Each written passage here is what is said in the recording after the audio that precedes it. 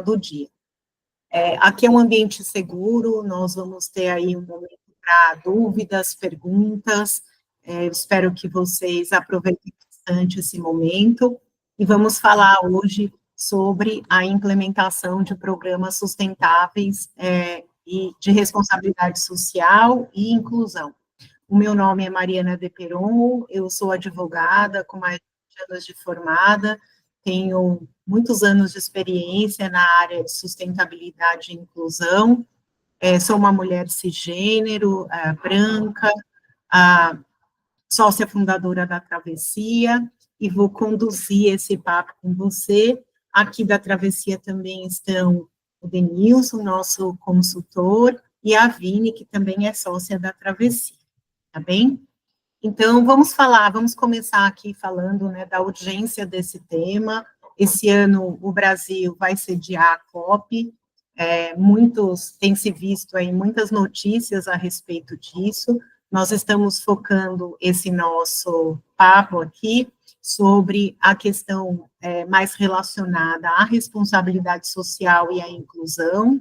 Quando a gente vê a sigla ESG, nós estamos falando do S e também do G, sabendo que muitos programas de impacto, né, social, eles têm efeitos também quando a gente pensa na sustentabilidade ambiental. Então, falando um pouquinho, né, dessas transformações econômicas que nós vivenciamos, com a questão das mudanças climáticas, as desigualdades crescentes, existe uma pressão pública sobre práticas mais éticas, a inclusão e a responsabilidade social, elas são elementos centrais para a sustentabilidade dos negócios. A gente vai falar dos benefícios mais adiante, mas eu gostaria de trazer alguns aqui para a gente pensar em reputação e marca empregadora, na captação e retenção de talentos, na captação de recursos para as empresas, né, que buscam investimentos, inclusive por meio de empréstimos, relacionamentos com investidores e parceiros, uma conformidade legal e regulatória, inovação e crescimento do mercado. Então, quando a gente pensa na construção, né, de organizações mais inclusivas e socialmente responsáveis, a gente precisa pensar em estratégias que sejam estruturadas. Eu vou falar de alguns tópicos aqui, mas as pessoas às vezes perguntam como que eu faço para uma prática ser sustentável? E a resposta é continuidade. Compromisso e continuidade. Você precisa estabelecer ações que vão ter continuidade ao tempo, né? Falando dos marcos regulatórios internacionais, talvez o mais conhecido de todos seja a Agenda 2030, que estabeleceu os Objetivos de Desenvolvimento Sustentável. Essa agenda foi estabelecida pela ONU em 2015, né, e a gente vai trabalhar aqui trazendo alguns exemplos, inclusive, integrando práticas de responsabilidade social, ambiental e de governança com os ODS, tá? Nós também temos o Pacto Global da ONU, que é um compromisso com 10 princípios de direitos humanos, meio ambiente, trabalho e anticorrupção. Além disso, nós temos o EPS, que são os princípios de empoderamento das mulheres, que são 7 princípios que atuam, né, para promover mais liderança feminina, representatividade e igualdade de gênero. E temos também um guia de due diligence da OCDE, que trata da gestão dos riscos sociais e ambientais quando a gente pensa em condutas responsáveis dentro das instituições privadas e públicas.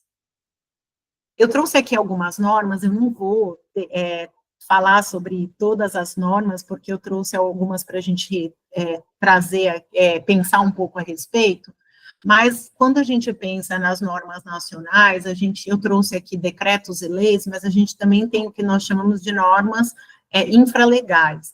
Um caso que está aí bem recente, sendo discutido nas mídias, é a nova regulamentação da NR1, que trouxe os riscos psicossociais para dentro, né, de uma norma regulamentadora que trata de segurança do trabalho. Então, se a gente pensar, a questão da saúde hoje é um dos ODS, né, da ONU, um desses ODS que se persegue até 2030. E essa, né, nova regulamentação, que, em regra, entra em vigor em maio, mas pode ser adiada um ano por uma pressão dos sindicatos e de outras associações, nós estamos trazendo aqui que existe uma série de normas que precisam ser cumpridas pelas empresas para que e que têm relação e que estão conectadas com assuntos de sustentabilidade, responsabilidade social e também inclusão. Aqui eu trouxe algumas, como a Constituição, a Lei de Cotas para Pessoas com Deficiência, o Estatuto da Igualdade Racial, a Lei Anticorrupção, que é muito relevante quando a gente pensa em governança, né, a Política Nacional da Educação e a legislação que trata da igualdade salarial entre homens e mulheres, né, que é uma mais recente. Quando a gente pensa também em normas nacionais, eu acho importante a gente citar dois instrumentos que eu vou falar aqui, que é a ABNT, né, essa 16001 de 2020, que é uma norma brasileira que traz um foco aí na gestão da responsabilidade social em empresas. Essa norma, ela define requisitos para se fazer um sistema de gestão, ela é semelhante às normas ISO, né, e exige aí um comprometimento da alta direção, falando em termos de políticas, planejamento, implementação, avaliação de desempenho e esse trabalho de melhoria contínua. A empresa, ela pode obter um selo após a auditoria né, relacionado a essa norma da ABNT. O foco dela é ética, transparência, direitos humanos, trabalho decente, o desenvolvimento comunitário e práticas ambientais. A empresa que já tem um programa estabelecido, né, dentro, por exemplo, da área de responsabilidade social, ela pode observar essa norma e se adaptar para ter um selo. Se você está começando, já não é algo que nós aqui recomendamos, porque você vai ter que ter toda uma instrumentalização para obter o selo, mas nada impede que você use a norma para te guiar na criação e implementação do programa, tá? Seja ele de responsabilidade social, um programa relacionado à governança corporativa, ou ainda um projeto, né, que esteja relacionado a impactos ambientais. Eu falo assim, ele é um guia para que você consiga ter uma gestão da responsabilidade social que você pode aproveitar para outras áreas ESG, tá bom? Depois disso, a gente tem a ISO 26000, de 2010, que também traz diretrizes sobre responsabilidade social. Ela é uma norma internacional e ela não gera selo, tá? Ela não é certificável.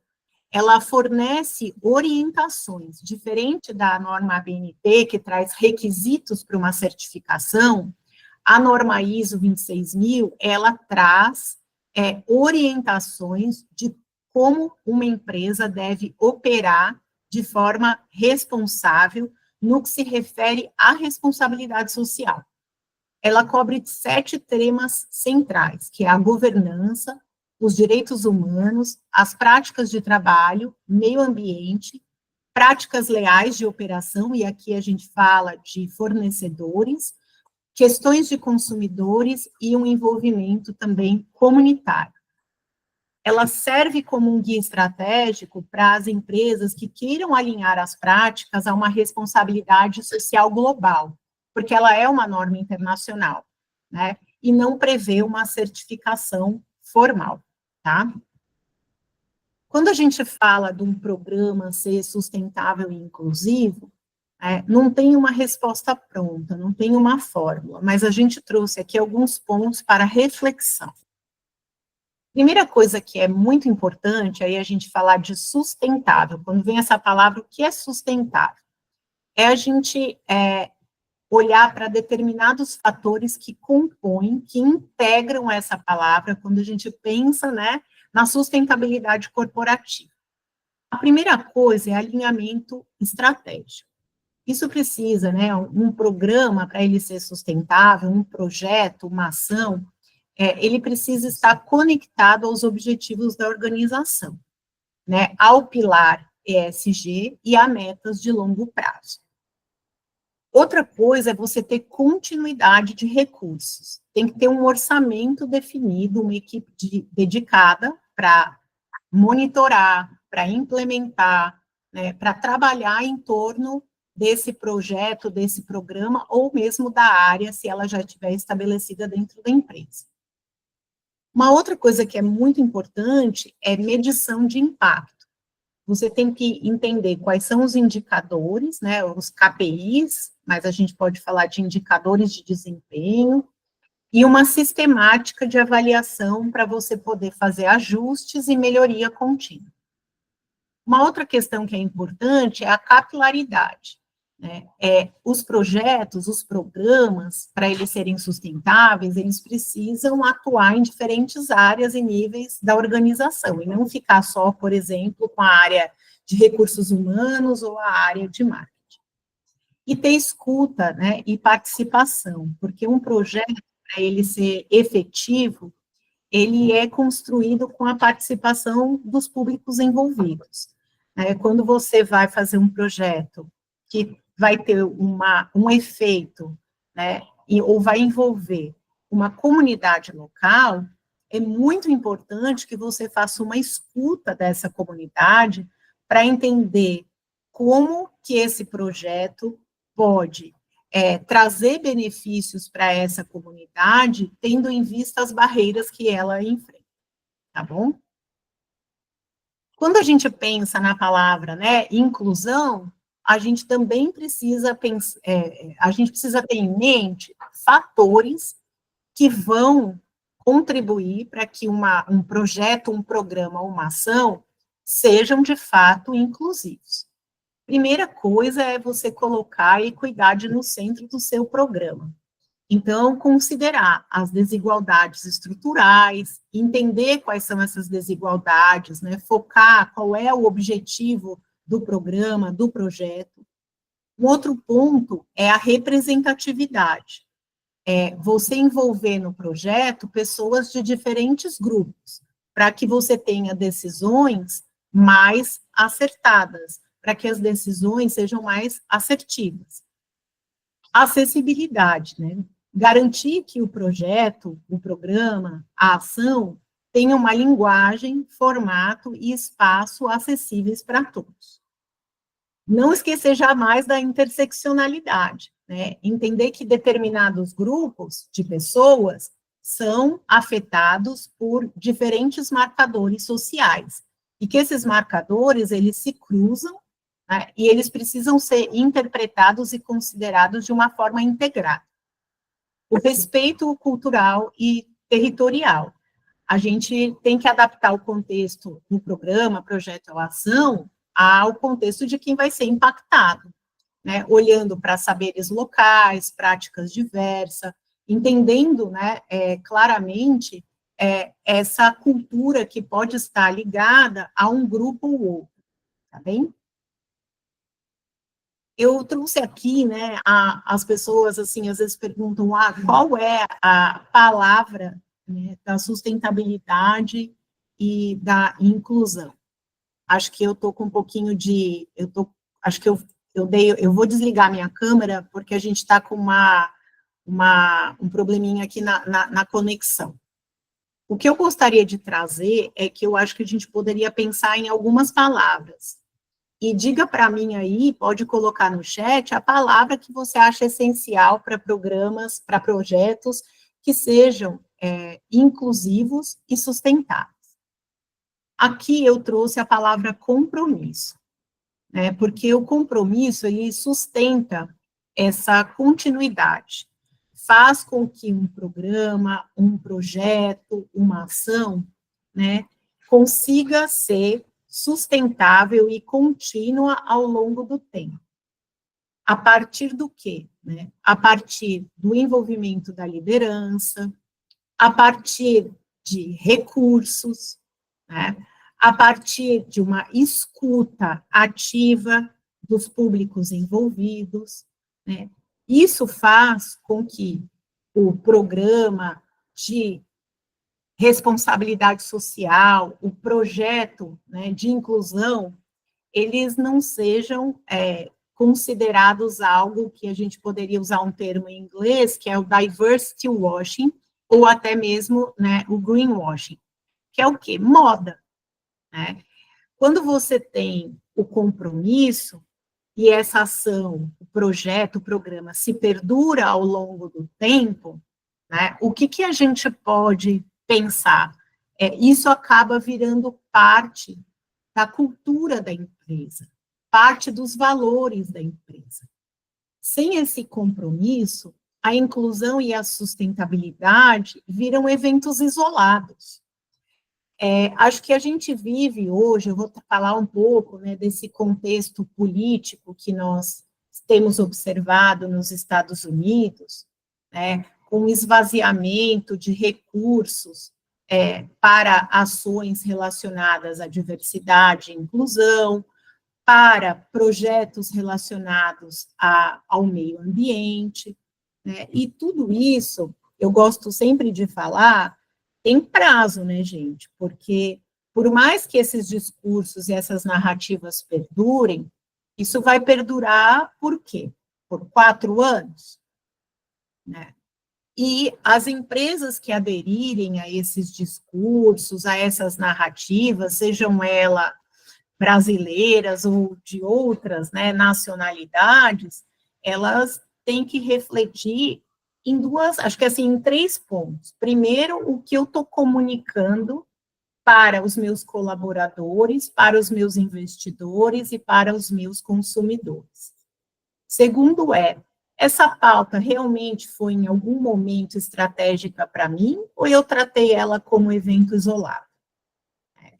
E terceiro, qual a responsabilidade da liderança daqui 4 anos, quando esses temas retornarem, né, para esses países que estão fazendo essas mudanças, né, e estão trazendo esses retrocessos, qual vai ser o impacto sobre essas lideranças? Porque a gente está falando de assuntos que são, no final das contas, né, questões que já estão sendo trabalhadas há muitos anos. Quando a gente pensa nos ODS, a gente pensa em 2015, a gente está falando de 10 anos atrás.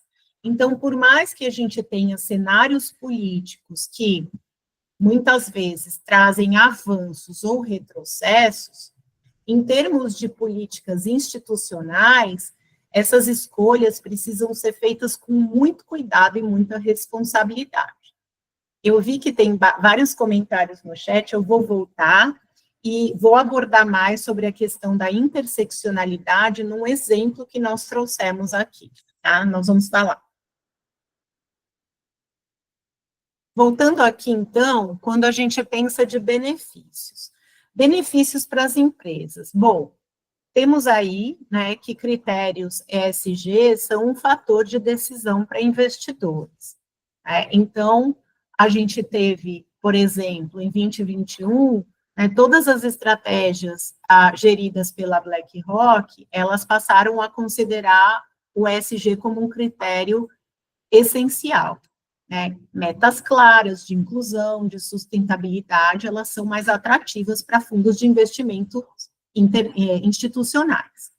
Quando a gente pensa em rentabilidade, as empresas com mais diversidade, elas têm mais chance de superar a concorrência em performance financeira. Aqui eu quero parar mas é muito difícil calcular o ROI da empresa para a gente olhar as práticas sustentáveis de responsabilidade social e inclusão. Tá certo. É difícil, porque são questões muitas vezes intangíveis. Mas por que você não pensa no ROI ampliado, que é que te permite calcular o custo de não ter programas dessa natureza na empresa? Você não atender normas relacionadas, né, à governança, à compliance, à anticorrupção, à riscos que vão surgir psicossociais, você não ter programas estruturados relacionados a assédio moral, sexual, discriminação, isso tem um caso que a empresa tem, isso tem um custo. Quando a gente pensa, eu sei que tem advogados aqui, ou pessoas que trabalham também com escritórios. Olha, você vai ter que contratar advogado, fazer investigação, tem empresas que pagam seguros, coberturas especiais, caso tenha eventos relacionados a assédio moral, sexual, que são responsabilidade de contratos de terceiro. Você tem uma série de custos implicados que é possível, eles são possíveis de ser calculado, e você consegue demonstrar para a sua liderança que você tendo projetos dessa natureza, vão fazer com que esses custos ao menos diminuam. Além disso, a gente tem a valorização nas bolsas. As empresas que reportam ações ESG têm um desempenho melhor na área de mercado de capitais, porque isso sinaliza o quê? Solidez, reputação confiável e gestão de riscos. Quando a gente pensa em benefícios fiscais, a gente tem uma série de incentivos fiscais para projetos sociais e ambientais. Então, a gente tem a Lei Rouanet, o PRONON, a Lei do Esporte. Quando você faz um projeto de responsabilidade social, por exemplo, que envolva a área do esporte, as empresas elas podem deduzir parte dos impostos para fazer esse apoio. Além disso, você tem, dependendo da lei, você tem uma redução direta da carga tributária, tá? E também, obviamente, a valorização da marca perante o poder público. Isso, te garante garante à empresa vantagens competitivas, inclusive na área da licitação. Nas licitações, a lei de licitações tem lá um item, um inciso que estabelece que empresas que têm projetos de projetos relacionados a temas de ESG, elas podem ter um critério de desempate melhor. Então, a gente está falando de vantagens aqui, benefícios que estão relacionados a dinheiro. Em última análise, a gente está falando de grana, tá? Outro ponto que a gente pensar na transformação cultural, a gente está falando de melhoria no clima interno e engajamento, mais atração e retenção de talentos, inovação e diversidade de pensamento. Então, aqui a gente trouxe alguns benefícios relacionados a projetos, programas de responsabilidade social e, obviamente, de inclusão. Quando a gente fala da implementação de projetos e ações sustentáveis e de inclusão, eu gostaria de trazer aqui um passo a passo. Nós vamos trabalhar com um exemplo prático para a gente fazer o passo a passo, mas eu gosto sempre de trazer aqui o que você precisa observar. Bom, primeiro é definir o propósito, Qual é o problema que o seu projeto quer resolver ou quer impactar? Então, vamos pensar, é educação, é saúde, é geração de renda, é inclusão de grupos minorizados, de quais grupos? Porque a gente trabalha muito com projetos de diversidade, equidade e inclusão, e às vezes aqui, vem uma solicitação, eu quero fazer um projeto e abranger 5 grupos. Mas calma, é muito difícil você ter recursos, pessoas, para você conseguir trabalhar, vamos supor, 5 grupos. É melhor você começar com um grupo, no máximo 2 grupos, para que o seu projeto seja efetivo, para você conseguir mensurar impacto e para que você possa mostrar que isso está tendo efeito, para ter aí a continuidade. Então, a primeira coisa é definir o propósito. O outro ponto é fazer um diagnóstico. Você precisa analisar o contexto, mapear o público que vai ser o beneficiário do projeto, os parceiros, as oportunidades. Então, isso, como que você faz isso? Diagnóstico, pode ser um censo, podem ser entrevistas, podem ser análises territoriais, dados públicos, você pode usar dados, por exemplo, do IBGE, se você for trabalhar com comunidades indígenas, você pode ter dados aí da FUNAI. Então, é muito importante que aqui, você realize um diagnóstico. Nós estamos aqui, por exemplo, trabalhando num fundo de apoio estudantil, e a gente está fazendo um diagnóstico do quê? Esse fundo vai beneficiar filhos de colaboradores. Mas que filhos? E de quais colaboradores? Filhos de colaboradores que tenham uma situação financeira mais vulnerável, né? Ah, mas então o projeto é sobre educação. Este projeto, né, vai ser sobre... O que a gente precisa fazer? A gente precisa fazer um diagnóstico. Quantos colaboradores têm filhos? Esses filhos estão em qual momento da escolaridade, né? Qual é o perfil socioeconômico desses filhos, para que a gente possa verificar, se, fazendo esse diagnóstico, planejar o projeto. E aí estabelecer objetivos claros, metas, indicadores, cronogramas e atividades. O outro ponto é organizar a operação. Quem vai ser responsável pelo programa? Quem vai ser responsável por esse projeto? Então, a gente tem que ter uma equipe responsável. Se você não tem uma área ESG, uma área de diversidade, equidade e inclusão, você tem que ter uma equipe, né, que vai gerenciar esse projeto, com um plano de trabalho e responsabilidades bem definidas.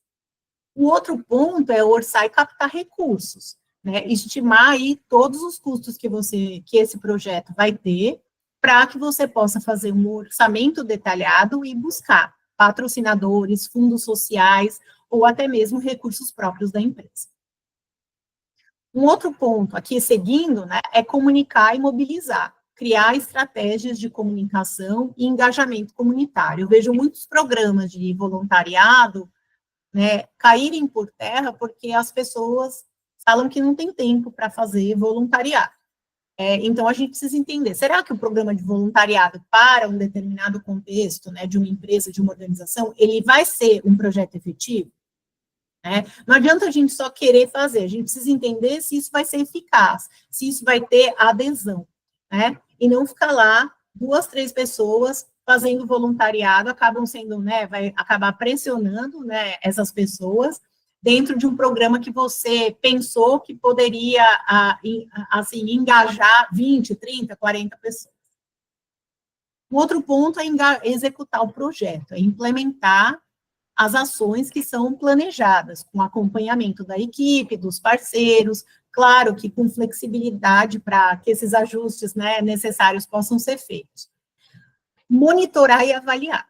É importante ter indicadores, medir, entender como está sendo o projeto. Então, é muito bom começar um projeto, um programa de responsabilidade social, um programa de inclusão, com um projeto piloto, né? Você prevê um projeto piloto, ter ali menos, né, menos capilaridade dentro desse projeto, para você entender quais serão os benefícios, né, para você entender quais serão os indicadores que vão funcionar, e uma vez isso observado, pode ser que precise ser aprimorado, você partir para um projeto, uma ação mais audaciosa. E, obviamente, prestar contas, né, documentar esses resultados, esses impactos e aprendizados, e aí sim fazer a divulgação para eventuais stakeholders por meio de relatórios técnicos, comunicados institucionais, isso tudo para que esse programa ele tenha efetivamente uma transparência, né, não só para a empresa, para a organização, mas para todo o público, todos os stakeholders relacionados, tá? Bom, vamos pensar aqui. Eu trouxe aqui alguns exemplos de projetos e programas aí pensando em responsabilidade social. Eu vou passar por alguns deles, então você vai ver a área, exemplos de programas e projetos, os ODS já estão aqui relacionados, e a dimensão da sustentabilidade, né? Então, quando você fala, por exemplo, eu vou entrar aqui em resposta humanitária, que é apoio à comunidade em desastres. Bom, a gente lembra do ano passado que nós vivenciamos um desastre lá no Rio Grande do Sul. Muitas comunidades foram afetadas e organizações e empresas se mobilizaram para apoiar essas comunidades. O que está aqui, né, quando a gente pensa em ODS? A gente está falando do ODS 11 e do 1. Você está falando aqui de uma reconstrução, né? Qual é a sustentabilidade? É emergencial e é de justiça social. né? É você reconstruir, muitas vezes, comunidades que podem ter sido total ou parcialmente destruídas, né? Aqui é um projeto de resposta humanitária. Acho que aí todo mundo lembra de uma imagem, eu vou falar de um outro ponto, não só de pessoas, né? Não só de humanos, mas de animais. Existem ONGs, instituições que trabalham exclusivamente com resgates de animais, né, em comunidades, em locais em que existem, né, em que há desastres por conta de eventos climáticos, né? A gente lembra daquele, eu não sei se vocês lembram, mas daquela imagem do cachorro, do cavalo que estava em cima de uma casa, né? E que aí ele foi resgatado. Então, aqui, para a gente pensar, que você pode pensar projetos e ações sociais em diversas dimensões e sobre muitas áreas. Quando a gente pensa, por exemplo, né, em educação, quando a gente fala de escolas técnicas, capacitação, por exemplo, em tecnologia, ou, por exemplo, conceder bolsas de estudos, né? Isso faz o quê? Isso faz com que haja uma redução de desigualdades educacionais, promovendo aí uma mobilidade. Que mobilidade, gente? Social, né? Quando você capacita pessoas para o mercado de trabalho, quando você concede bolsas de estudos para pessoas que não teriam condições, né, de fazer nenhum tipo de aporte financeiro para isso, você está dando para elas a possibilidade, além da educação, a educação como instrumento de mobilidade social, tá? Então, aqui a gente está falando um pouco de projetos da área do que eu chamo assim, a grosso modo, responsabilidade social. Outros que eu trouxe aqui são projetos relacionados à diversidade, equidade e inclusão. Então, vamos pegar uma linha aqui, que é a educação para a inclusão.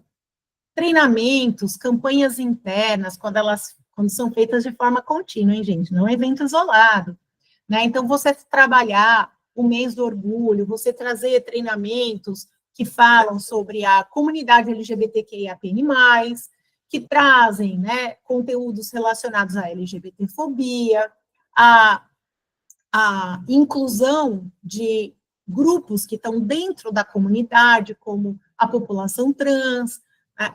Quando a gente trabalha isso, a gente muda percepções. Quando a gente aporta conhecimento para as pessoas, a gente está mudando percepções e práticas do cotidiano. Em relação a todo mundo? Claro que não, né? Porque se fosse assim, a gente fazia um treinamento, ia ser super efetivo e acabou. Não. Por isso que tem que ser de forma contínua. Educação é algo contínuo, né? A gente nunca está...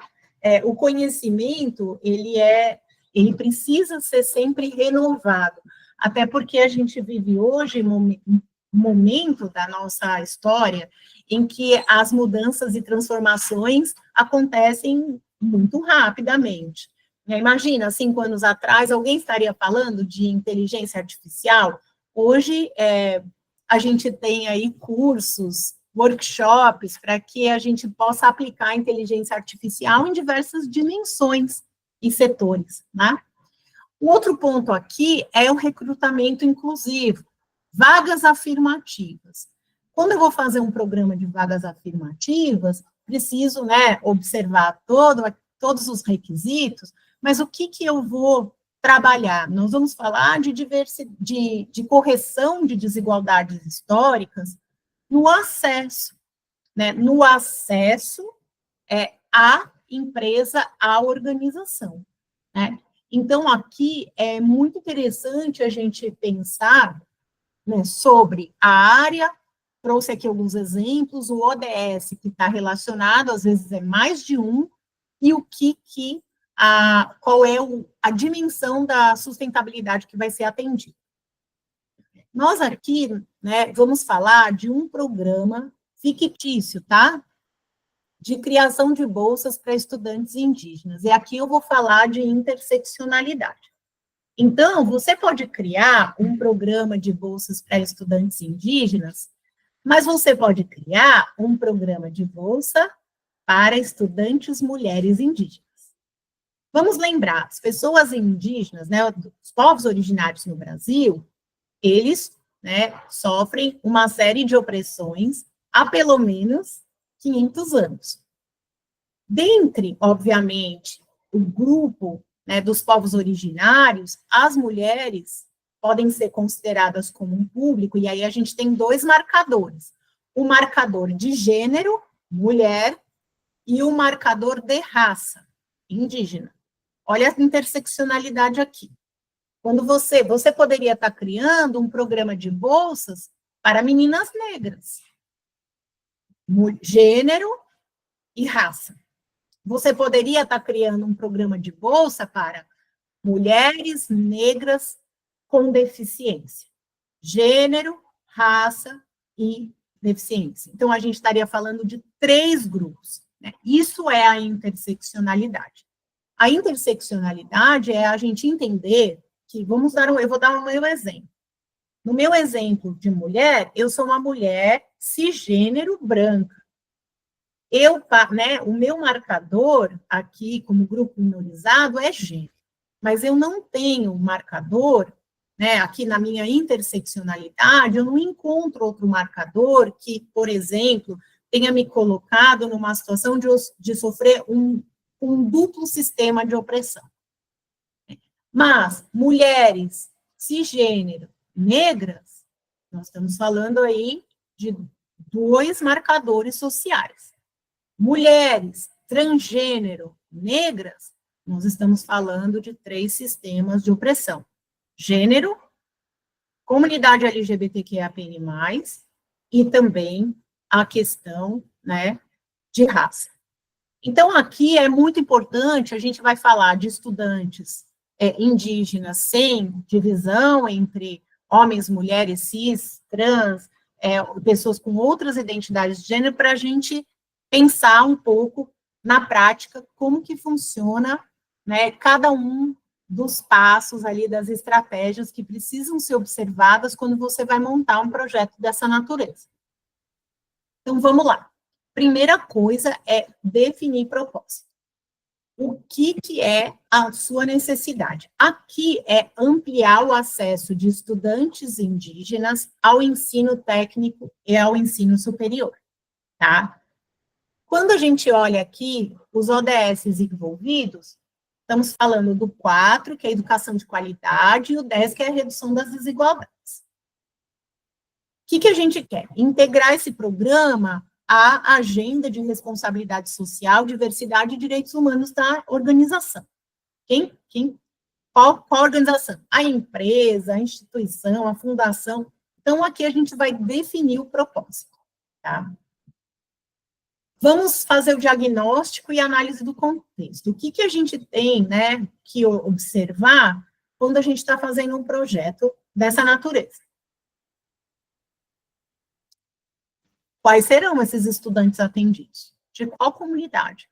Só para a gente ter uma ideia, hoje no Brasil tem mais de 200 comunidades, de 200 povos originários diversos, espalhados no nosso território. Então, é importante saber, você vai trabalhar alguma etnia específica? Qual vai ser a região que você vai atender? Né? Então, é muito importante mapear o quê? Primeiro, a comunidade e o perfil dos estudantes dessa comunidade. Identificar quais são as barreiras de acesso à educação. São barreiras culturais? São barreiras geográficas? São barreiras estruturais? São barreiras financeiras? Isso precisa ser observado, né? Porque não adianta você conceder uma bolsa de estudo e os estudantes não conseguirem acessar o local onde está a escola, a faculdade, porque às vezes não tem nem transporte.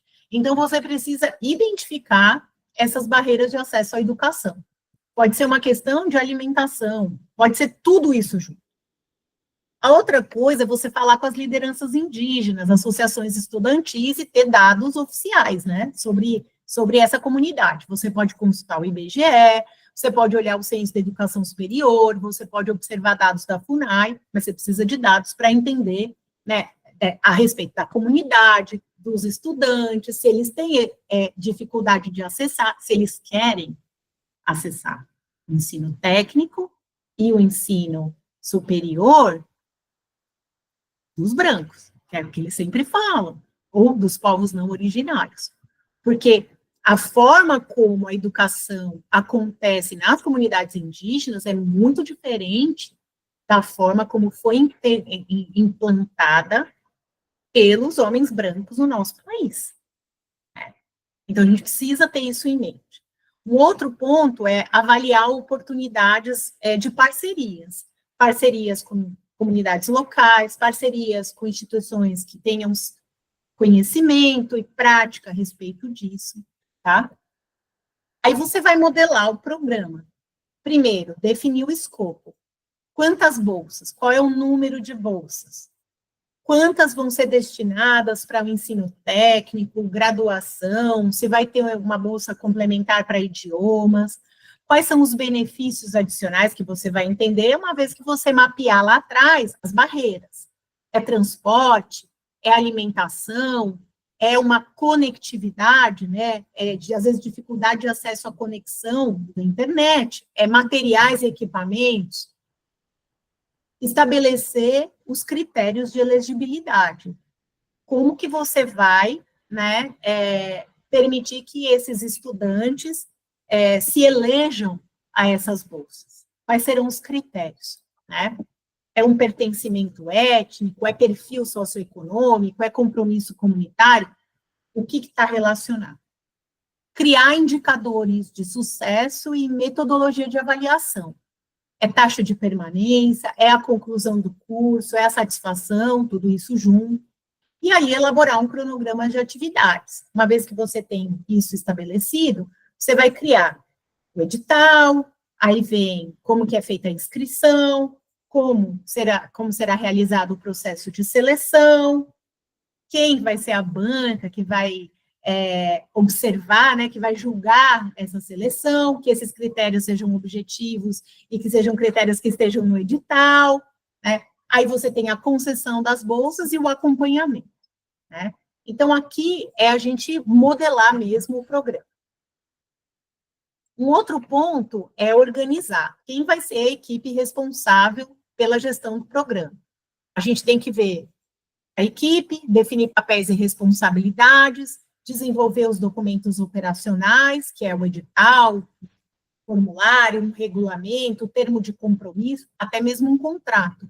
Tem um contrato para concessão da bolsa, onde você vai colocar ali os requisitos que precisam ser cumpridos. E o que acontece se os requisitos não forem, ou um requisito for descumprido, quais são, né, as medidas que serão tomadas e que pode, inclusive, acarretar até mesmo na perda da bolsa, né? Então, colocar isso aqui. Aí você vai captar recursos. Quantas bolsas você vai oferecer? O que tem? Qual é o impacto? Bolsas, mensalidades, benefícios adicionais, gestão, comunicação. Quais são os custos envolvidos? Tem que estimar lá uma planilha financeira com todos os custos. E identificar as fontes de financiamento. Você pode ter um projeto que ele é financiado parte pela empresa e parte pelos funcionários, né? Se cada funcionário ou funcionários que queiram aderir, vamos supor, eles aportam R$10, querem doar R$10 para esse projeto. Você pode ter o aporte da empresa, você pode ter captação, você pode ter um patrocínio, você pode fazer uma, como que fala? Uma parceria, né, com alguma instituição de ensino que dê as bolsas. E aí você não coloca a mão, né, na mensalidade, por exemplo, ou que dá desconto, e você faz aí um aporte menor. Então, é muito importante olhar as fontes de financiamento e monitorar, né, montar um orçamento detalhado e esse plano de captação, se for necessário, tá bom? Comunicação. Desenvolver uma campanha, né? Como é que você vai atingir os estudantes indígenas? Como que você vai chegar até eles, né? Fazendo uma campanha inclusiva, sensível, usando os canais apropriados, que podem ser rádios comunitárias, redes sociais, grupos que estejam dentro de redes sociais, né, utilizadas pelas comunidades indígenas, organizações locais, e aí produzir, obviamente, os materiais de comunicação acessíveis, né? Você pode ter que produzir os materiais em dois idiomas, em português e no idioma daquela etnia, Então, é super interessante aqui a gente pensar em tudo que pode ser realizado em termos de comunicação, para que um programa ele seja efetivo. Execução do projeto, né? Muito bem, abrir as inscrições, conduzir o processo seletivo, fazer a análise de todos os documentos que devem ser enviados, ter ali um critério, deve ter critérios de desempate, porque se você tem, vamos supor, 20 pessoas inscritas, mas você vai dar só 5 bolsas, se essas 20 são elegíveis, como vai ficar o desempate, né? Divulgar os resultados de maneira transparente e respeitosa, realizar uma cerimônia, um evento de entrega das bolsas, que você pode valorizar a cultura indígena, e iniciar o pagamento ou custeio dos benefícios conforme o cronograma, tá bem? Monitorar, acompanhar os indicadores de desempenho acadêmico, isso é muito importante, reunir-se periodicamente com as pessoas que estão sendo beneficiadas, a equipe do projeto, para ajustes que sejam necessários, né, ao longo do caminho, e aplicar avaliações semestrais, no mínimo, né, de impacto, que é saber do progresso, feedback qualitativo, tudo que pode acontecer. Fazer a prestação de contas, né, documentar todas as ações, produzir os relatórios técnicos e institucionais, prestando contas a financiadores, parceiros, comunidades indígenas, e divulgar os impactos positivos. Isso é muito importante. Então, aqui, né, quando a gente pensa nos passos, falando da concessão de bolsas para estudantes indígenas, a gente quis trazer como que funciona na prática aqueles critérios que nós falamos, né, as estratégias para você montar um programa, um projeto de responsabilidade social ou de inclusão, ou dos dois. Aqui é um projeto de responsabilidade social e inclusão. E aqui é inclusão em diversas dimensões. A gente não está falando só da inclusão do grupo, né, da etnia dos povos originários. A gente está falando da inclusão social. A gente está falando da inclusão educacional, né? E a gente está falando aqui de mobilidade. Então, isso, sabendo que a questão da educação, né, eu sempre gosto de trazer, quando você muda efetivamente a vida de uma pessoa, você está mudando, na verdade, a vida dela e da família dela. Muitas vezes não é a família que ela vai ter, é a família que ela já tem, né? Então, aqui é muito interessante pensar, inclusive, no impacto, sabendo que o impacto nunca é sobre uma única pessoa, o impacto ele é muito maior do que isso. As dicas extras aqui, depois a gente vai passar esse material para vocês, mas são dicas extras para a gente pensar em equipamentos, conectividade, um canal direto de comunicação com os estudantes, celebração das conquistas, tá? E o que evitar, né? Eu vou passar rapidinho aqui, para a gente ter um tempo para perguntas e respostas. Bom, primeira coisa, né, gente? Ativismo de vitrine, não dá, né? As empresas muitas vezes anunciam campanhas de diversidade, eventos relacionados, mas não muda nada internamente, né? Isso é superficial, né? Criada ou para marketing, ou até mesmo para uma melhoria da imagem, mas não tem um compromisso real, né? Quando a gente trabalha com isso, nós olhamos a campanha, a gente já sabe se é uma campanha superficial ou se é uma campanha mais profunda, né, de uma empresa que efetivamente está engajada, uma instituição que efetivamente está engajada, né. Muitas vezes aqui são aqueles eventos isolados, aquela campanha isolada, que a gente não vê uma continuidade ao longo do tempo. Falta de diagnóstico, né, e materialidade, aqui é muito importante, a gente precisa colar os projetos com a realidade social.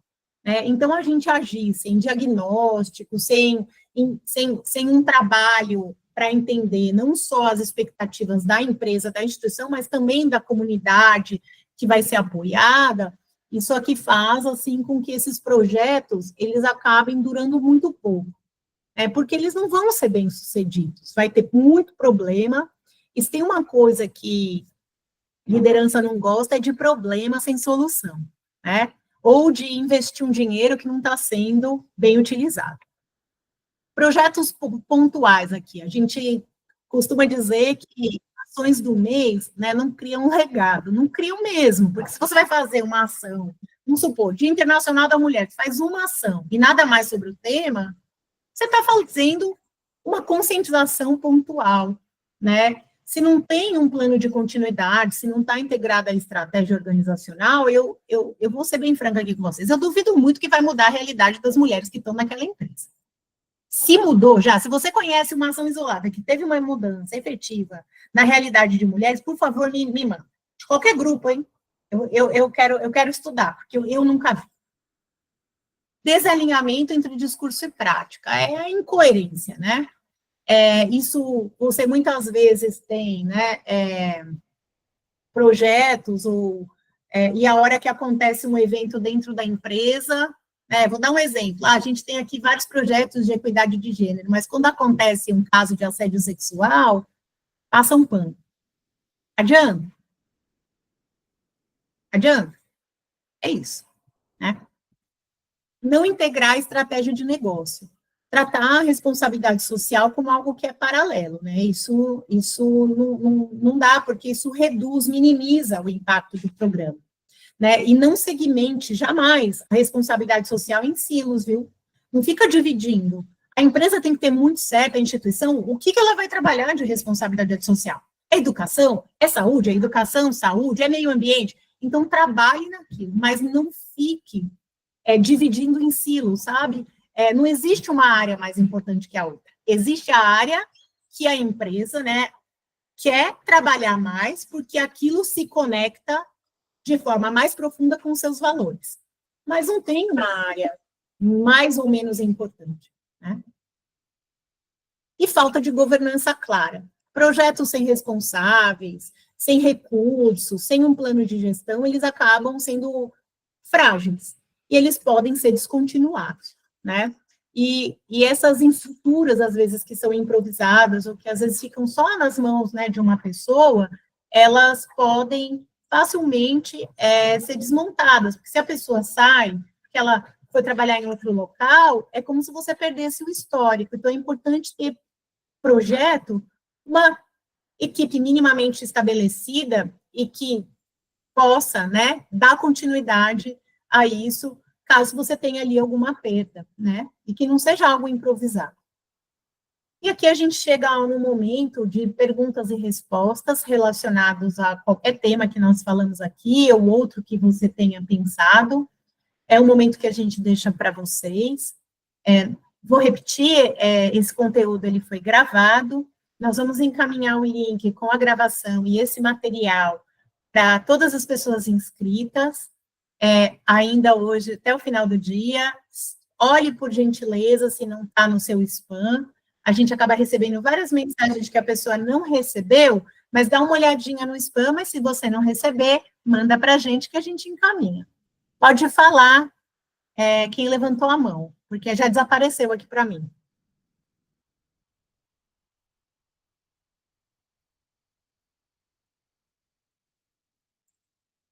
Alguém quer trazer? Quer falar alguma coisa?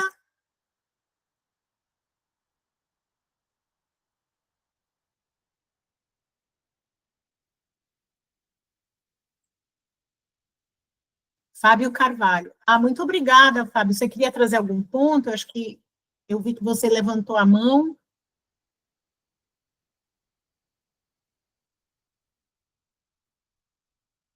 Fábio Rocha. Pode falar, Fábio. Pode abrir o seu microfone. Como você se sentir confortável? Ou colocar no chat. Bom dia para todos. Eu só quero agradecer e parabenizar o evento com informações de alta relevância para os nossos dias atuais. Só gostaria de parabenizar mesmo. Muito obrigado. Fábio, muito obrigada, viu? Muito obrigada. A gente deixa aqui, então, também um contato. A Travessia é uma consultoria de diversidade, equidade e inclusão. Nós atuamos também com práticas ESG, estamos cada vez aqui mais robustos, porque os temas vão mudando, a gente vai ganhando conhecimento e ampliando um pouco o nosso escopo. Nossas mídias sociais é travessia.inclusão, se você também quiser me adicionar, é Mariana De Peron.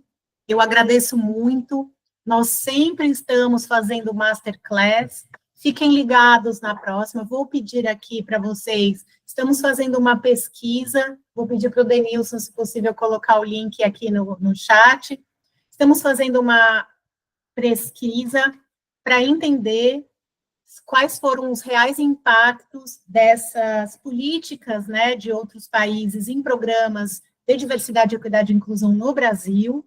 A gente gosta muito de dados aqui. E gostaria muito de pedir a sua colaboração. Vamos mandar o link também junto com os materiais, se você puder participar, agradecemos. E fiquem ligados, porque teremos o lançamento dessa pesquisa no dia 5 de maio, e nós vamos fazer um evento exclusivo para falar do guia do Ministério do Trabalho, né, e do Emprego sobre as mudanças da NR1. Agora chegou o guia, tem mais informações e nós vamos dar continuidade aos trabalhos que estamos fazendo nessa área. Muito obrigada, um excelente dia para vocês, obrigada pela participação, nós agradecemos muito. Estamos sempre aqui à disposição. Ótimo dia, muito obrigada. Tchau, tchau.